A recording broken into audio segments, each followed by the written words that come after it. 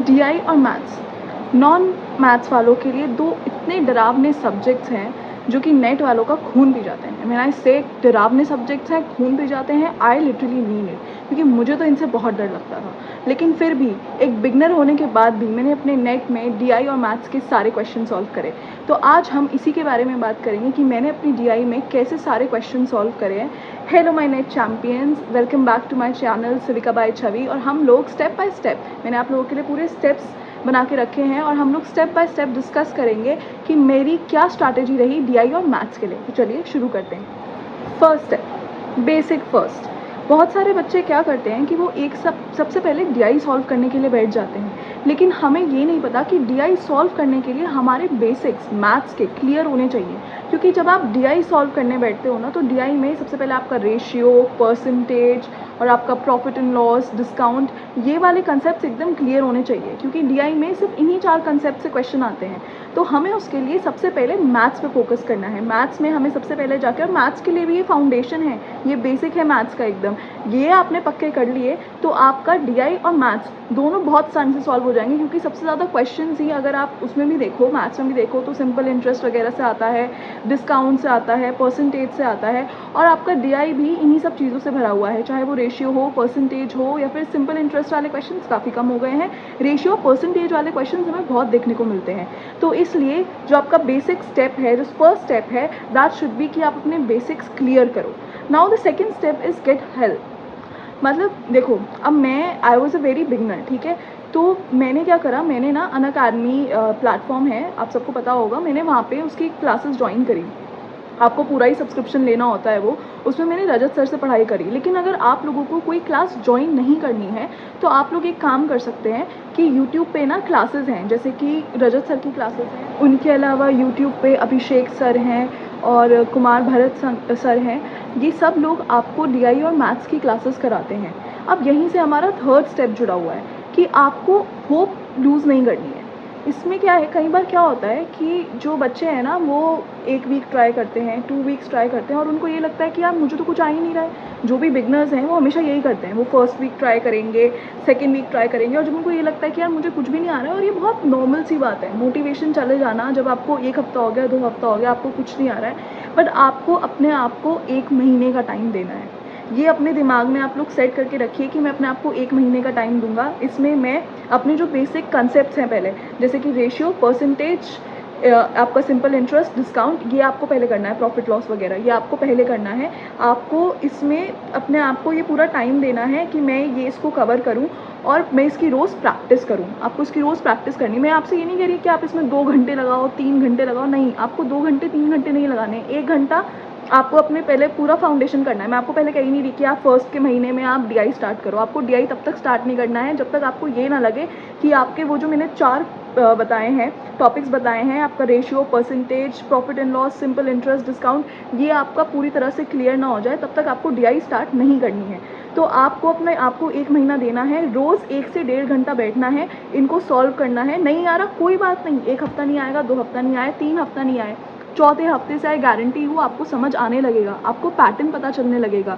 ये लोग इस तरीके से आपको यूट्यूब पे डीआई और मैथ्स की क्लासेस देते हैं कि आपको पैटर्न समझ आने लगता है कि अच्छा ये क्वेश्चन में यही चीज़ होगी, और उससे ज़्यादा कुछ पूछा भी नहीं जाता है। मेरे को ऐसा लगता था कि कई बार हम लोग जैसे मैथ्स में ऐसा होता है ना कि यार पता नहीं इसमें कौन सा फॉर्मूला लगेगा, फॉर्मूला आने के बाद भी उसमें कुछ थोड़े बहुत चेंजेस होते हैं जो समझ नहीं आते।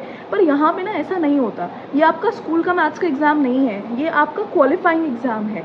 आपको कुछ सेट ऑफ पैटर्न है उनका चलता आ रहा है, वो उसी सेट ऑफ पैटर्न पे क्वेश्चंस पूछ रहे हैं और आपको उन्हीं सेट ऑफ पैटर्न्स की तैयारी करनी है। तो इसलिए आपको खुद को एटलीस्ट 1 मंथ तो देना ही देना है। आप ये नहीं सोच सकते हो कि 2 हफ्ते की तैयारी करके आप खुद को एक टॉपर से, या फिर जिसको ऑलरेडी मैथ्स आती है, आप खुद को उससे कंपेयर नहीं कर सकते हो। आपको ये नहीं लग सकता कि यार अब तो 2 हफ्ते हो गए, अब तो मैं कर सकता हूँ, मैं कितने सारे क्वेश्चन सॉल्व कर सकता हूँ।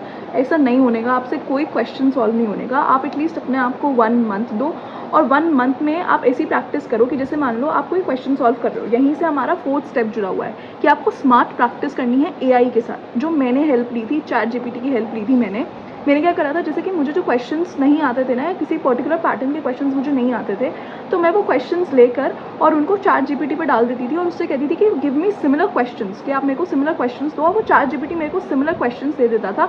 और फिर मैं उसकी प्रैक्टिस करती थी। मैं उसकी प्रैक्टिस तब तक करती थी जब तक वो कंसेप्ट मेरे दिमाग में नहीं बैठ जाता था।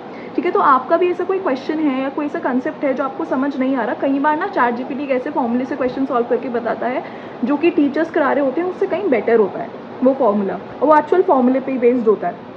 तो इसलिए, और आप उसको कह भी दो कि आप मुझे इजी पैटर्न में इसको सॉल्व करके दो, तो भी वो आपको इजी पैटर्न में सॉल्व करके दे देगा। वो आपके ऊपर डिपेंड है कि आपको टीचर का ज़्यादा पसंद आ रहा है या फिर आपको वो एक पर्टिकुलर पैटर्न का या पर्टिकुलर क्वेश्चन जो है वो आपको चैट जीपीटी का ज़्यादा अच्छा लग रहा है, तो आप उसको उसी तरह से करना। ठीक है, तो ये जो एक महीना है ना, उसमें आपको ढंग से इनकी प्रैक्टिस करनी है, इन चारों कंसेप्ट्स की प्रैक्टिस करनी है। उसके बाद आपको अपना इनके साथ साथ दो चीज़ें करनी है। एक तो आपको नोटबुक बनानी है फॉर्मूले की, और एक आपको नोटबुक बनानी है अपनी मिस्टेक्स की। ठीक है, एक फॉर्मूले की नोटबुक जिसमें आप अपने सारे फॉर्मूले नोट डाउन करोगे कि इस वाले पैटर्न में जब ये वाला पैटर्न आएगा उसके आगे ना क्वेश्चन लिख लो कि ये इस वाले पैटर्न का फॉर्मूला है, ये इस वाले पैटर्न का फॉर्मूला, ट्रस्ट मी ऐसे ही आता है, उसमें ऐसे ही आता है कि ये एक पैटर्न है, इस पैटर्न का ये फॉर्मूला है, ये इसी पैटर्न से सॉल्व होगा, इससे आगे इसमें कोई पैटर्न नहीं लगना। ठीक है, उससे आगे कुछ होता है तो आप ना जब उसको प्रैक्टिस करते हो तो आपकी दिमाग आपका काम करने लगता है उस तरीके से कि हाँ ये ऐसे, इसमें थोड़ा सा चेंज ऐसा है तो ये ऐसे हो सकता है इसके अंदर। ठीक है, और फिर इसके अलावा आपको अपनी मिस्टेक कॉपी बनानी है। जो आपकी मिस्टेक कॉपी होगी उसमें आप वो वाले आपके जितने भी वीक पैटर्न्स हैं या वीक टॉपिक्स हैं, आप वीक क्वेश्चंस हैं, आप उसको उसमें लिखोगे कि ये वाला क्वेश्चन मुझसे सॉल्व नहीं हुआ, इसके लिए मुझे चैट जीपीटी की हेल्प लेनी पड़ी। और फिर आप उनको 2-3 दिन बाद, एक बार तो आपने सॉल्व कर लिया, फिर आप उनको 2-3 दिन बाद फिर सॉल्व करो। फिर आप ये देखो कि आपसे वो अब भी सॉल्व हो रहे हैं या नहीं हो रहे हैं। नहीं हो रहे हैं तो दोबारा चैट जीपीटी की मदद लो, दोबारा क्वेश्चंस लो, उनको दोबारा करो। मैंने ऐसे बहुत सारे क्वेश्चंस के साथ करा। मैं बार बार भूल जाती थी कि यार अभी तो ये सॉल्व करा था, ये किस पैटर्न से सॉल्व होना था, क्योंकि इतना सारा है ना करने के लिए, तो आप ना भूल जाते हो कि ये वाला इस पैटर्न से सॉल्व होना था। आपको क्वेश्चन पढ़ के याद तो आ रहा होता है कि थोड़ा थोड़ा इसमें ये लगना था, लेकिन कुछ टाइम बाद आप भूल जाते हो कि ये इस पैटर्न से सॉल्व करना था। तो आपको 2-3 दिन बाद वो चेक करना है कि आपको वो आता है, नहीं आता, आपके दिमाग में वो कंसेप्ट बैठ गया है या नहीं बैठा है। ठीक है, इसके अलावा जो हमारा 5th स्टेप है कि आपको डेली प्रैक्टिस करनी है, लेकिन स्मॉल चंक्स में करनी है। ऐसा नहीं कि आप बहुत बहुत ज़्यादा लंबे टाइम तक बैठ गए हो, आप 2-3 घंटा मैथ्स ही लेकर बैठे हुए हो। आपको इतना टाइम वेस्ट नहीं करना है मैथ्स और डीआई के ऊपर। आपको सिर्फ 1 से 1.5 घंटा मैथ्स और डीआई के ऊपर लगाना है। उससे ज़्यादा आप अगर अपना दिमाग लगाओगे, कई बार ऐसा होता है ना कि क्वेश्चन सॉल्व नहीं हो रहे होते हैं और हम ना बहुत ज़्यादा एडमेंट हो जाते हैं कि नहीं, हमें तो आज हम तो क्वेश्चन सॉल्व करके ही उठेंगे। नहीं हो रहा, क्वेश्चन सॉल्व नहीं हो रहा, छोड़ दो उसको, उस वाले क्वेश्चन को भी सॉल्व करो ही मत। जब आप नेक्स्ट डे फ्रेश दिमाग से बैठोगे तब उसको सॉल्व करो। ठीक है, आपको पैनिक करने की ज़रूरत नहीं है, आपको सिर्फ अपने अंदर फेथ रखने की ज़रूरत है। आप फेथ रखो अपने अंदर और ऐसे देख के बैठो ना मैथ्स को, डीआई को, जब आप सॉल्व करने बैठो ना तो ऐसे करने बैठो या ऐसे सीखने बैठो कि मैं कुछ नया सीख रहा हूँ या सीख रही हूँ आज। ये सोच के नहीं कि अरे मैथ्स है, डीआई है, मैं कैसे करूँगा। अगर आप अपने दिमाग की वायरिंग स्टार्टिंग में ऐसी कर लोगे कि मैथ्स है, मैं मुझसे कैसे होगा, तो वो नहीं होने का है। मैं भी पहले बहुत डर रही थी कि मैथ्स है। फिर मुझे लगा कि यार मैथ्स ना मैंने बचपन से कभी नहीं करी, मुझे कभी अच्छी नहीं लगी मैथ्स। मैंने कहा अब करके देखते हैं, क्या पता अब मज़ा आए। जब आप किसी चीज़ में इंटरेस्ट लेने लगते हो ना, किसी चीज़ को मज़े से लेने लगते हो, तो वो भी आपको उतनी ही मज़े से समझ आने लगती है। तो इसलिए आपको बिल्कुल नर्वस नहीं होना है, अपने अंदर फेथ रखना है। कोई बहुत भारी चीज़ नहीं है, आपको समझ आ जाएगा। नेक्स्ट स्टेप इज़ अवॉइड रट्टा। क्या होता है ना, मैं रट्टा की बात यहाँ पे क्यों कर रही हूँ कि हम लोग जब कोई क्वेश्चन सॉल्व कर रहे होते हैं या फिर हम लोग PYQ सॉल्व कर रहे होते हैं, तो हम ना इतनी बार PYQ सॉल्व कर लेते हैं कि वो ना हमारे दिमाग में बैठ जाते हैं। उनके आंसर्स, उनके स्टेप्स, उनकी फिगर्स, वो सब कुछ हमारे दिमाग में बैठ जाते हैं। ठीक है, तो हमारा जो दिमाग है वो वायर हो गया है सिर्फ उन्हीं फिगर्स को देखने के लिए। अब हमारे दिमाग को वो फिगर्स दिख रही हैं तो उसको ये लग रहा है कि हाँ अब ये क्वेश्चन आएगा तो मैं सॉल्व कर दूंगा, लेकिन हमको ऐसा नहीं करना है, क्योंकि इसमें एग्ज़ाम में बहुत प्रॉब्लम होती है। मैंने ये एक बार करा था एंड मुझे बहुत प्रॉब्लम हुई थी एग्ज़ाम में, मैं सॉल्व नहीं कर पाई थी क्वेश्चन। मेरे साथ हमेशा से मैथ्स में यही रहा है कि मुझे टीचर्स ने, जैसे हम होते थे ना NCERT सॉल्व कर लेते थे, और फिर जैसे ही हम मैथ्स के एग्ज़ाम देने के लिए जाते थे तो वहाँ पे फिगर्स चेंज होती थी। और पहले तो हम क्या करते थे कि हम एक एक एक्सरसाइज का उठा के सॉल्व करते थे। ठीक है, तो और कोई आपको ऐसे टेस्ट नहीं देता था कि आपको मिक्स टेस्ट दे दे, लेकिन जब उसमें टेस्ट आता था, आपके यूनिट में टेस्ट आता था, तो आपको वो सब कुछ मिक्स मिलता था, फिगर्स भी सेम नहीं होती थी, तो आपका दिमाग काम करना बंद कर देता था। वो कोई फार्मूला किसी और फार्मूले में लगा देता था। तो यही होता है, अगर आप सिर्फ उन्हीं की प्रैक्टिस करते रहोगे, PYQs की प्रैक्टिस करते रहोगे, उनको पूरी तरह से पक्के कर लोगे। PYQs की प्रैक्टिस आपको करनी ही करनी है, नो डाउट, लेकिन आपको इस तरह से नहीं करनी है कि आपको सिर्फ आप PYQ ही प्रैक्टिस करते जा रहे हो। इसके लिए जो मैंने आपको तरीका बताया था कि आप ChatGPT की हेल्प ले सकते हो या फिर आप मॉक टेस्ट कर सकते हो, जो कि यूट्यूब पे अवेलेबल है।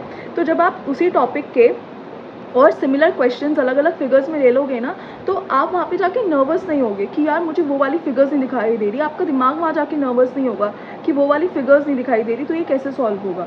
तो ये एक बहुत इंपॉर्टेंट स्टेप है। ये ना एक रट्टाफिकेशन में आ जाता है कि आपने PYQs लगातार इतने सॉल्व कर लिए कि वो आपको याद ही हो गए हैं। अब आपको याद हो गए हैं ना, तो आपको उन्हीं की फिगर फिर वहाँ पे आप देख पाओगे, तो ही आप उनको सॉल्व कर पाओगे, वरना नहीं कर पाओगे। तो इसलिए ये गलती तो आपको बिल्कुल भी नहीं करनी है कि आपको वो जो PYQs हैं वो रटने नहीं है। जब आप वो PYQs कर लो, तो उसके बाद आपको अपने ChatGPT से या फिर मॉक टेस्ट लगाने हैं। उस एक एक टॉपिक को उठा के पहले मॉक टेस्ट लगाओ और फिर उसको मिक्स मॉक टेस्ट लगाओ, ठीक है। पहले एक एक टॉपिक को उठा के लगा लिए, फिर उसके बाद रेशियो, परसेंटेज और क्या बोलते हैं आपका सिंपल इंटरेस्ट, इन सबको मिक्स करके अपने आप को टेस्ट दो। तो अपने आप को टेस्ट करो, ठीक है। तो ये था आपका नेक्स्ट स्टेप। इसके अलावा आप, ये थे कुछ स्टेप्स जो मैंने फॉलो करे थे अपने DI मैथ्स को सॉल्व करने के लिए, और जिन्होंने मुझे हेल्प करा था बिगनर से प्रो बनने में DI और मैथ्स के अंदर। अगर हम इनकी समरी करें तो ये कुछ ऐसे स्टेप्स थे कि आपको सबसे पहले हेल्प लेनी है। खुद से सॉल्व करने कुछ भी नहीं बैठना है। आप यूट्यूब लो या फिर आप कोई किसी इंस्टीट्यूशंस के साथ जुड़ जाओ, कोई कोचिंग ले लो आप, और फिर आपको उसके बाद अपने बेसिक्स क्लियर करने हैं। अपने सबसे पहले परसेंटेज, रेशियो, ये वाले पार्ट्स आपको एकदम क्लियर करने हैं। उसके बाद आपको खुद को टाइम देना है। खुद को, सबकी कैपेबिलिटी अलग अलग होती है और आपको ये समझना है कि आपकी कैपेबिलिटी भी अलग है। आपको एक बारी में नहीं आ रहा, 2 बारी में नहीं आ रहा, 3 बारी में नहीं आ रहा, 4 में भी नहीं आ रहा, कोई नहीं, 6 में, 7 में, किसी में तो आएगा, पर आ जाएगा समझ। तो अपने आप को टाइम देना है, अपनी कैपेबिलिटी के हिसाब से चलना है, नर्वस नहीं होना है, होप लूज़ नहीं करनी है, और पूरा टाइम देना है खुद को। इसके अलावा आपको जो क्वेश्चंस या कंसेप्ट्स नहीं आ रहे हैं, उनको आपको AI की मदद से आप सिमिलर क्वेश्चंस लेके आपको उनको सॉल्व करना है। और साथ ही में आपको रट्टा भी नहीं करना है कि आप PYQ लगाते जा रहे हो और बस एंड तक वही लगा रहे हो। आपको मॉक टेस्ट भी देने हैं, अपने आप को कुछ सिमिलर क्वेश्चंस भी देने हैं अलग फिगर के साथ, ताकि आप खुद को टेस्ट करो और आपका दिमाग उस टेस्ट के लिए प्रिपेयर हो, उस वायरिंग के लिए प्रिपेयर हो। और एंड के 1 महीने तो आपको बस मॉक टेस्ट लगाने हैं। एंड के 1 महीने ऐसा हो जाएगा जब आप ये डेली प्रैक्टिस करोगे ना। देखो, मैथ्स और DI जिम की तरह है। आप रोज़ जिम जाओगे तो ही आपको बॉडी में फ़र्क देखने को मिलेगा।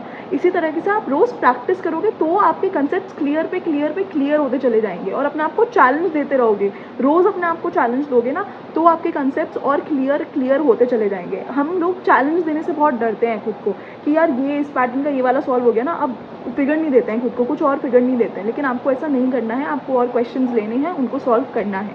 Okay, so this was my technique for solving DI and maths, and I hope कि ये आप लोगों को हेल्प करेगी और ये आप लोगों को आगे मदद भी आएगी। और अगर आप लोगों को मेरी ये वीडियो पसंद आई हो तो please like, share and subscribe. और आपको कोई भी प्रॉब्लम हो, किसी भी और टॉपिक के ऊपर आपको कोई भी वीडियो चाहिए हो, तो प्लीज़ लेट मी नो। मैं उस टॉपिक के ऊपर आप लोगों के लिए वीडियो लेकर आऊँगी। And guys, have faith in your self, positive mindset के साथ बैठो। आई नो एग्ज़ाम है और आपको ऐसा लगता है कि एग्ज़ाम को बर्डन की तरह लेने की ज़रूरत नहीं है। आप ये सोचो कि आप कुछ नया सीख रहे हो, है ना। हम जनरल चीज़ें, अपने पेपर की चीज़ें तो पढ़ते ही हैं, लेकिन ये वाली चीज़ें कुछ नई चीज़ें हैं। तो आप ये सोच के बैठो कि मैं कुछ नया कर रहा हूँ या नया कर रही हूँ। जब ये सोच के बैठोगे ना, तो आपको पढ़ाई बर्डन नहीं लगेगी। And do not focus on outcome, focus on the process, क्योंकि इस प्रोसेस की ही खुशी होती है एंड में, कि मैंने इतनी पढ़ाई करी थी, मुझे किसी चीज़ की खुशी नहीं हुई। मुझे इतनी खुशी नेट निकलने की नहीं हुई जितनी खुशी इस चीज़ की हुई कि मैंने DI और मैथ्स पूरे सॉल्व करे। क्योंकि मेरा ऐसा कभी हुआ ही नहीं था कि मैंने पूरी लाइफ में मैथ्स और DI सॉल्व करे हो। तो मतलब maths, sorry for the DI, but मैंने मैथ्स, इतने सारे क्वेश्चन मैथ्स के सॉल्व करे हो, तो ये कभी हुआ ही नहीं। और हम कुछ बड़े भी हो गए हैं, तो हमें बच्चों वाला जो कंसेप्ट था 10th क्लास तक वाला, वो आ जाएगा। बस हमें रेगुलर प्रैक्टिस की ज़रूरत है, ठीक है। तो अपने आप में फेथ रखिए, और कोई भी हेल्प चाहिए हो तो I am there for you guys. आप लोग मुझसे कभी भी हेल्प ले सकते हैं। Okay guys, bye bye.